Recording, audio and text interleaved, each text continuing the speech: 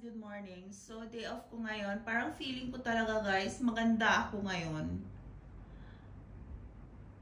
Ngayon ko lang naisip na parang effective talaga yung ginagamit kong moisturizer sa gabi. I mean, ginagamit ko na talaga siya dati pa. Kasi nung una guys, nung unang panahon, hindi ko talaga afford yung mga mamahaling mga moisturizer or mga cleanser. So, Skino lang talaga ang ginagamit ko. Hindi ako nagbago ng kahit na ano. So, mula Pinas hanggang sa Dubai, Skino lang talaga ako. Tapos, pants lang din ang ginagamit ko sa Pinas. Pagdating sa Dubai, pants lang din ginagamit ko. Sa gabi, hindi ako nagpapahid ng mga cream sa mukha ko, guys. Kasi gusto ko siyang ipahinga. So, ginagawa ko, nag-i-skin wala ko cleanser. Siyempre, mainit sa Dubai. At saka nagbibilad pa ako sa sa dagat kasi mahilig ako sa dagat, guys. So yung skin ko talaga as in bugbog sa sa init.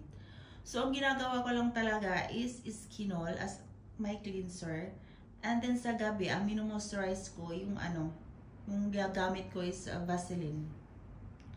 So guys, for how many years, ngayon ko lang na-realize na parang effective naman talaga siya. Kasi guys, 41 years old na ako, hindi pa visible yung yung wrinkles ko. Pag pumupunta ako sa mga aesthetic clinic, parang sinasabi nila na daw, wala naman daw akong ganyan, wala akong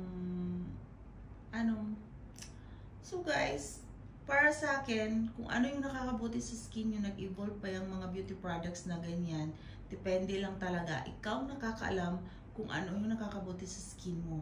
Kaya ko, ginagamit ko pa rin yung Vaseline na yun as moisturizer ko sa gabi at Skinol as cleanser.